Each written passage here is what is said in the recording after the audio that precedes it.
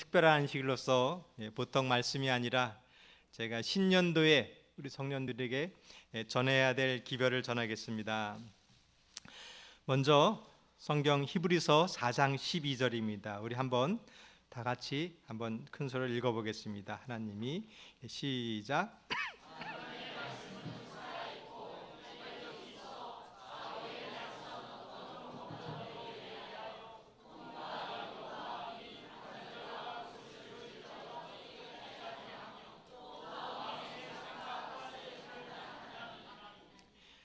하나님은 살아계십니다.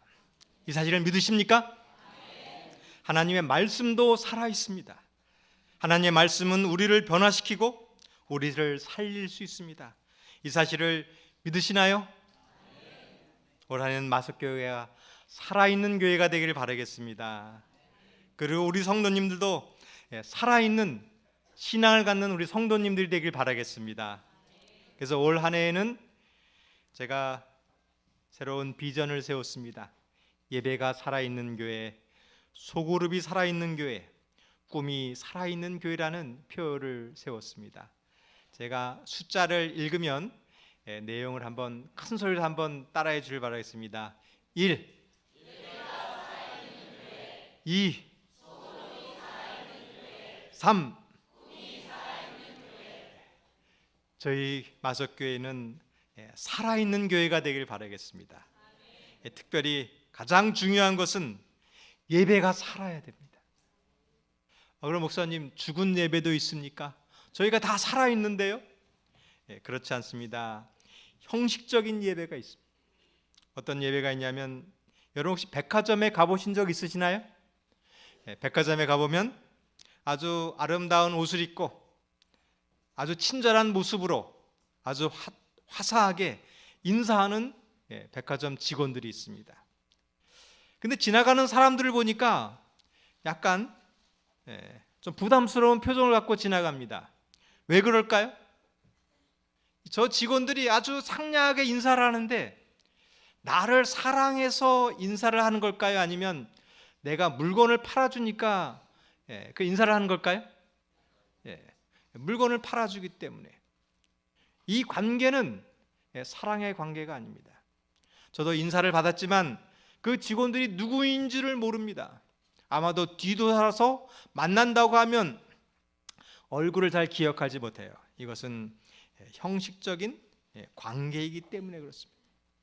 또 옆에 사진을 보면 결혼식장의 모습입니다.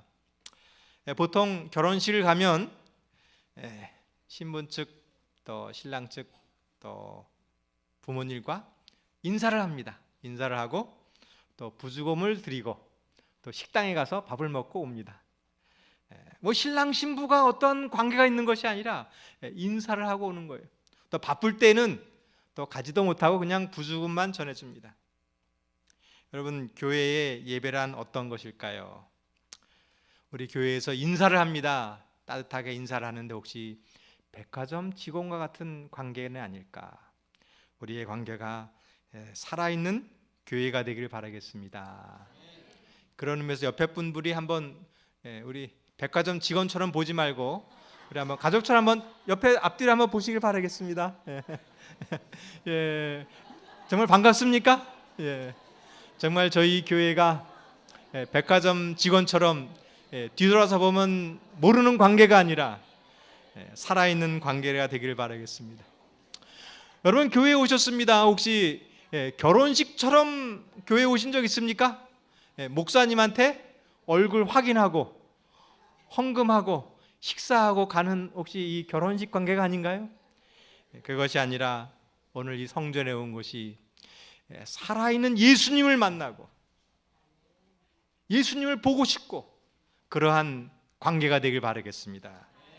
그 관계는 어떤 것이냐? 그것은 가족이 되는 것입니다. 오늘 이 예배가 가족이 되었을 때 사랑이 넘치는 것이 형식적인 관계가 아니라 사랑이 넘치는 관계입니다. 그래서 성경에는 이렇게 얘기합니다. 고린도전서 4장 15절에 있는 말씀을 다 같이 한번 읽어보겠습니다. 시작.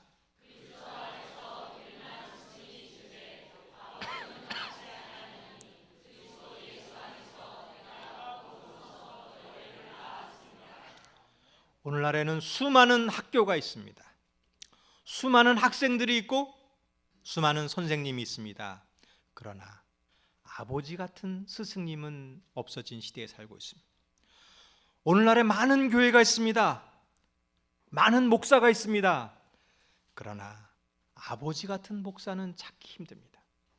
저는 개인적으로 목회의 성공은 우리 성도님과 목사의 관계가 아버지와 자식과 같은, 가족과 같은 관계냐 아니면 형식적인 관계냐에 달려있다고 생각합니다. 성도 여러분, 이제 2019년 우리 마석교회 모든 성도님들이 가족과 같이 되시길 바라겠습니다. 이것이 살아있는 예배예요. 가족이 된다는 것은 이런 것입니다. 우리 성도님 중에 아픈 분이 있으면 같이 아파하는 것이 가족입니다. 결석하는 분이 있으면 찾아가는 것이 가족입니다. 그러나 형식적인 관계는 결석을 해도 잘 모릅니다. 무슨 고민이 있어도 잘 모르는 것입니다. 우리는 참 사랑을 가진 가족과 같은 우리 마석교회가 되길 바라겠습니다. 그래서 사도 바울은 이렇게 얘기했습니다. 디모데전서 1장 2절입니다. 다 같이 한번 읽어보겠습니다. 시작.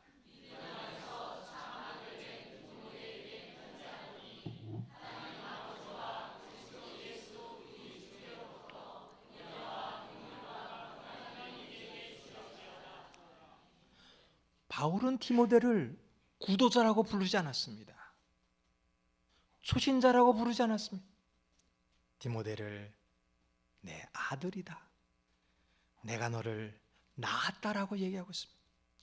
오늘 교회에는 장로가 있고 집사가 있고 평신도가 있는 것이 아닙니다. 오늘 세 분의 집사님이 집사로 안수를 받았어요. 저는 이분들이 가족이 되길 바라겠습니다. 교회에서 아버지처럼 모시고 자식처럼 사랑하는 그러한 교회가 되길 바라겠습니다. 이것이 살아있는 교회예요. 이것이 살아있는 예배입니다. 이 살아있는 예배에는 또 필요한 것이 있습니다. 그것은 웃음입니다. 이 가족이 있는데 두 부류의 가족이 있습니다. 하나는 친정 같은 가족이 있고요, 하나는 시댁 같은 가족이 있습니다. 여러분, 교회를 오는데 어떻게 시댁같이 가는 것처럼 오셨습니까? 왠지 부담스럽고 갔는데 편하지 않고 목사님한테 가면 야단맞을 것 같고. 여러분, 교회 오는데 친정집같이 편하게 오기를 바라겠습니다. 제가 절대로 요구하지 않겠습니다. 책망하지 않겠습니다. 제가 부족한 것은 있는데 유머 감각이 참 부족한데 제가 웃겨드리지는 못하는데 편하게 해드리겠습니다. 오늘 이 자리에 편하게 오시길 바라겠습니다. 아무것도 하지 않으셔도 됩니다. 그저 친정집에 가서 엄마가 해주는 밥 먹는 것처럼 예수님의 사랑을 아시고 사랑을 나누고 우리 편안한 우리 마석교회 예배가 되길 바라겠습니다. 두 번째, 교회에는 살아있는 예배는 눈물이 있는 것입니다. 저는 한 가지 잊을 수 없는 예배가 있습니다. 대학생 시절에 한 집회를 참석했습니다. 목사님의 말을 듣는데 너무나 감동을 받았어요. 아마도 감동을 받았으면 참 예배 드렸다 그랬는데 설교 예배 끝난 다음에 찬양을 부르는 거예요. 한 30분 정도 찬양을 불렀습니다. 한 곡, 두 곡, 세 곡을 부르는데 나도 모르게 눈물이 막 쏟아지는 거예요. 그 눈물을 주체할 수가 없는 것이었습니다. 그냥 이렇게 우는 것이 아니라 정말 막 폭포수처럼 쏟아지고 기도할 수가 없는 그 예배를 제가 잊을 수 없는 것입니다. 여러분, 이것이 살아있는 예배입니다. 예배를 부르다가 찬미를 부르고 찬미를 부르다가 기도하고 그러다가 눈물을 흘리는 것, 이것이 살아있는 예배입니다. 우리가 예배를 부르다가 제가 찬미를 불어도 괜찮겠습니까? 우리 찬미를 부르다 기도해도 되겠습니까? 이것이 살아있는 예배예요. 살아있으면 사람을 살립니다. 오늘 이 예배를 통하여 우리의 아픈 마음이 변화되기를 바라겠습니다. 괴로운 마음을 갖고 있으면 말씀과 찬양을 기도를 통하여 우리의 새 생명을 얻는 마석교회와 마석교회 예배가 되길 바라겠습니다. 또한 살아있는 예배의 특징은 땀이 있는 것입니다. 그냥 예배를 보는 것이 아니라 예배를 드리는 것입니다. 예배를 구경하러 온 것이 아니라 내 몸과 마음을 드리는 것이 예배입니다.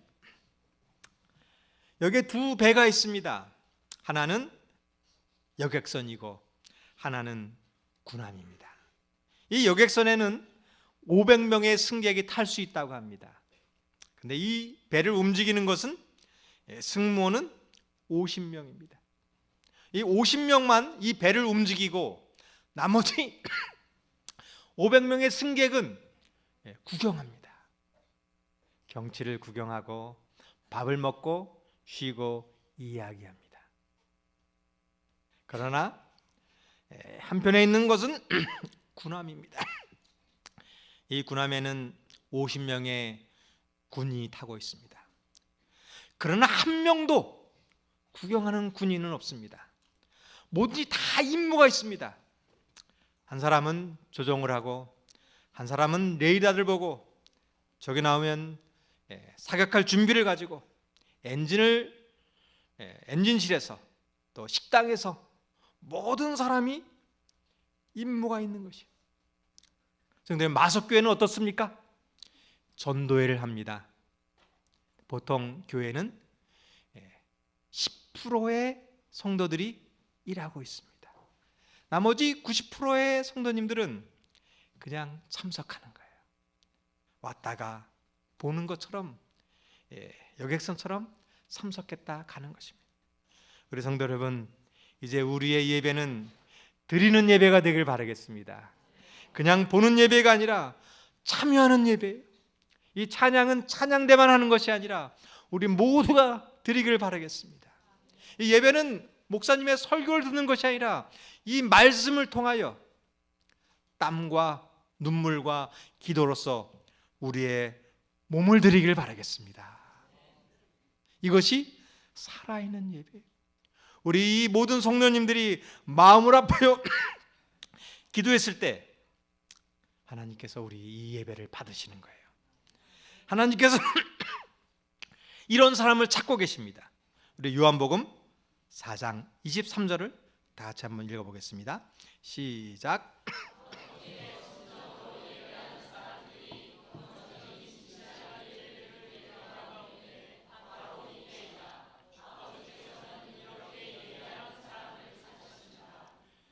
하나님께서는 살아있는 예배, 진정으로 하는 예배, 신령과 진정으로 하는 이 예배 드리는 사람을 찾고 있습니다. 우리 교회는 장로가 있고 집사가 있고 평신도가 있는 것이 아니라 바로 이 예배하는 사람을 찾고 있습니다. 오늘 이 안식일, 이 첫 안식일 우리의 온 몸으로 예배하시길 바라겠습니다. 온 마음으로 예배하시길 바라겠어요. 이러한 사람이 있었습니다. 그 사람 바로 다윗이었어요. 다윗은 온 몸으로 예배드렸습니다.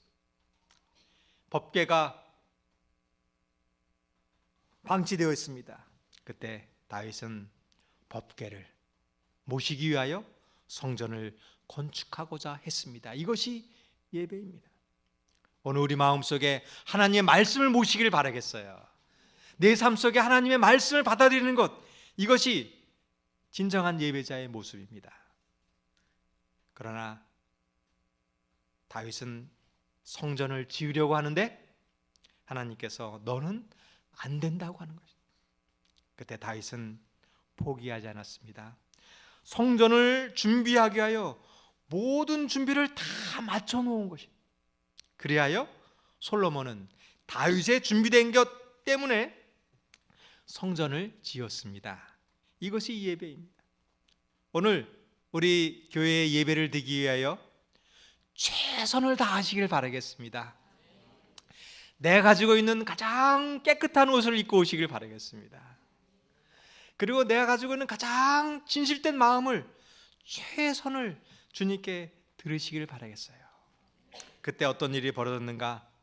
솔로몬이 다윗이 준비한 모든 준비물을 가지고 성전을 완성했습니다. 그리고 마지막 번제를 드리는 거예요. 그때 무슨 일이 있냐면 보겠습니다. 역대하 7장 1절을 다 같이 한번 읽어보겠습니다. 시작.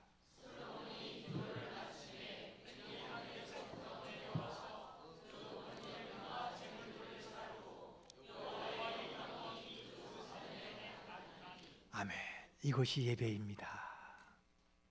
오늘 우리가 최선을 다해서 우리의 마음을 드릴 때 성령의 불이 오늘 우리 마음속에 임하기를 바라겠습니다.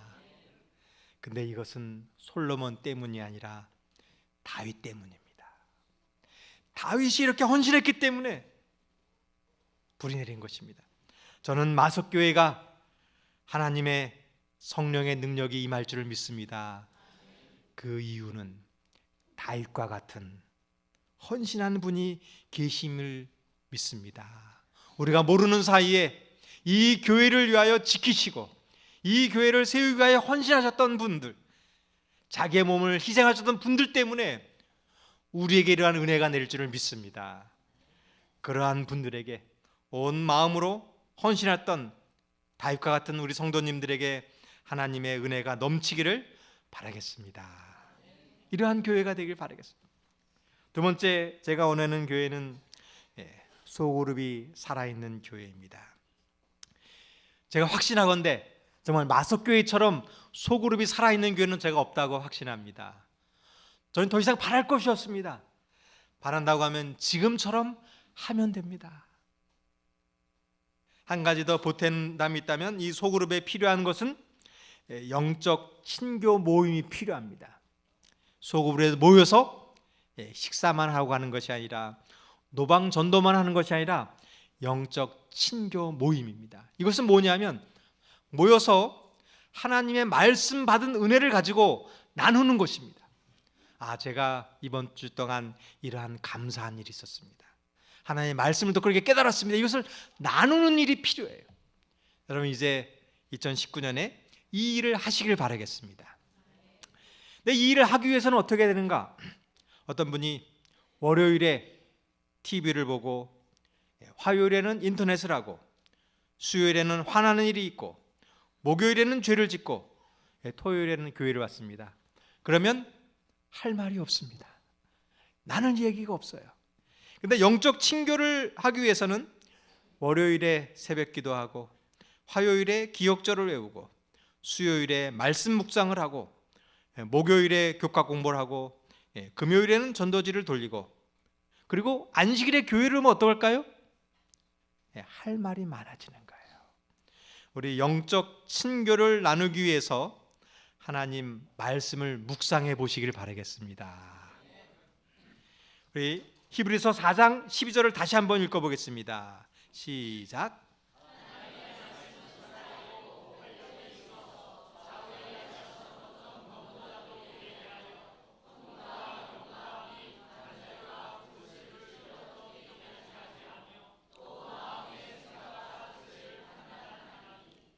저는 경험했습니다.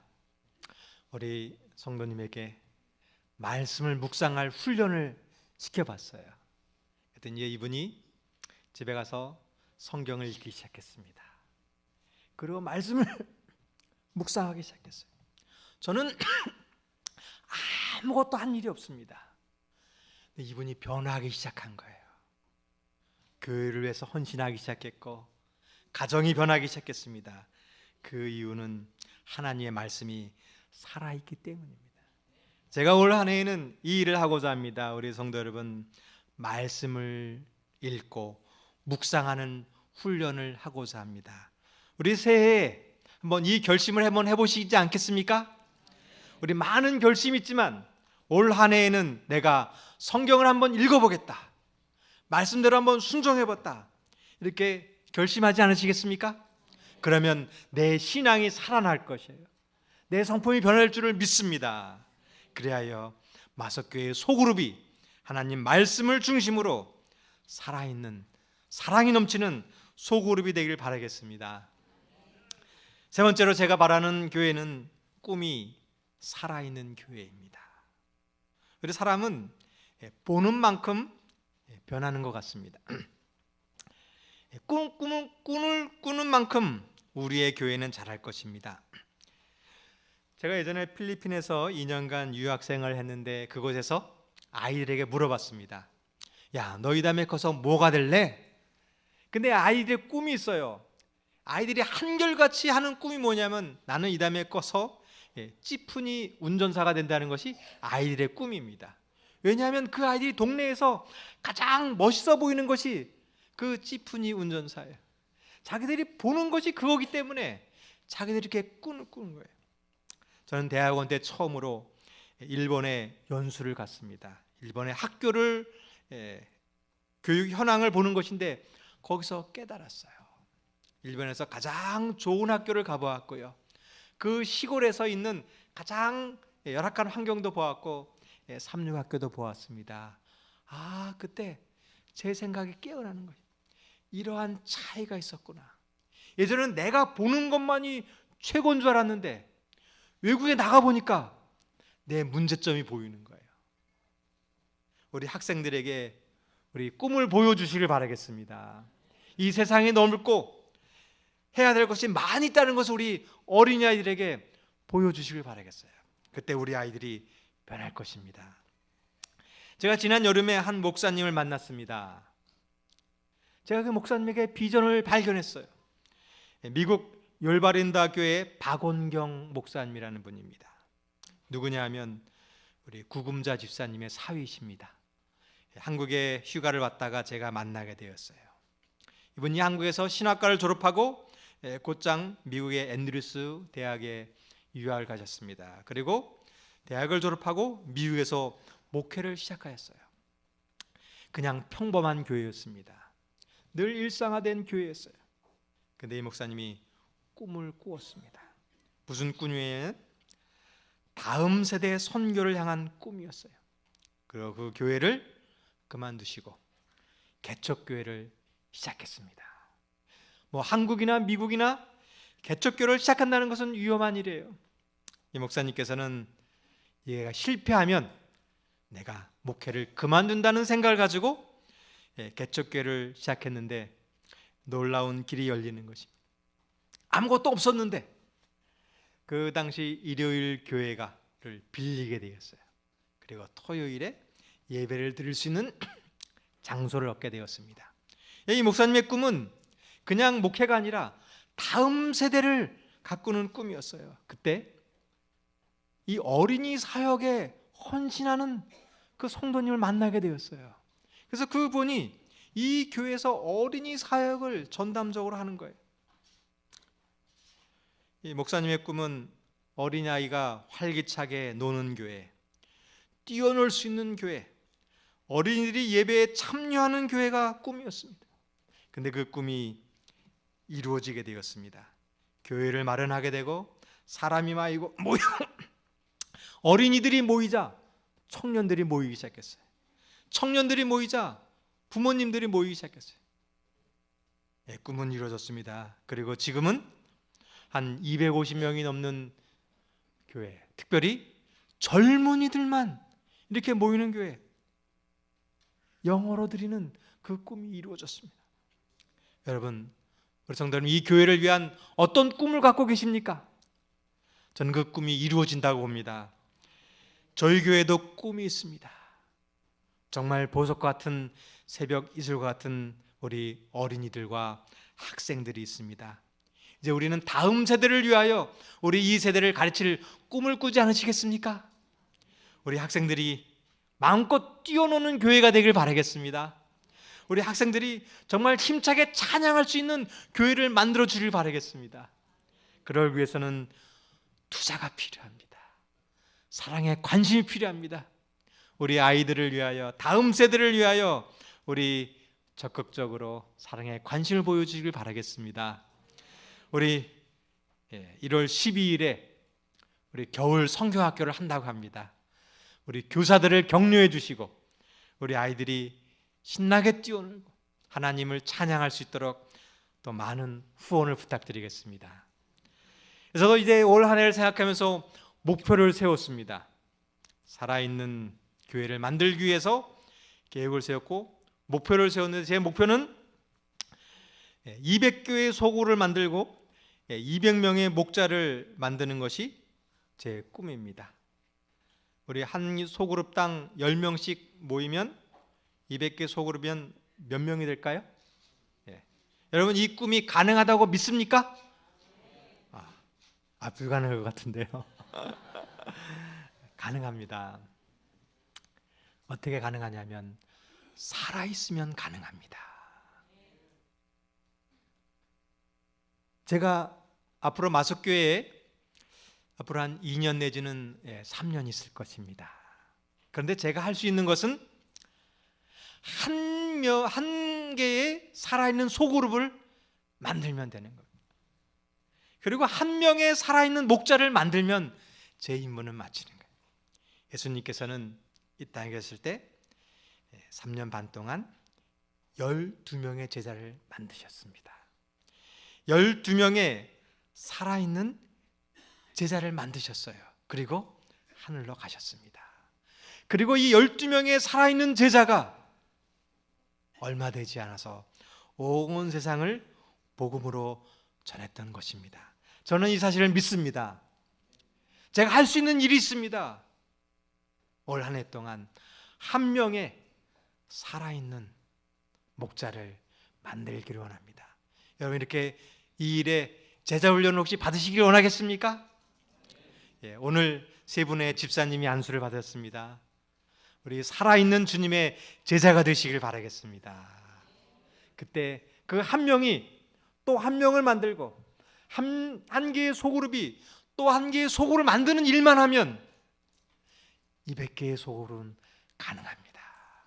여러분, 이 사실을 믿으시길 바라겠습니다. 우리의 관계가 형식적인 관계가 아니라 그냥 교회에 참석하는 예배가 아니라 우리의 마음을 주님께 드리는 살아있는 예배가 되길 바라겠습니다.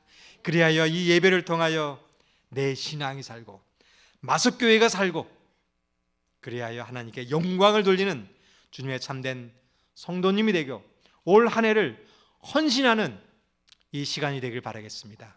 오늘 한 해 우리 장로로서, 집사로서, 재직으로서 모든 부르심을 받은 모든 성도님께서 우리 살아있는 예배를 드리고 하나님께 헌신하는 이 안식이 되길 바라면서 말씀을 마치겠습니다.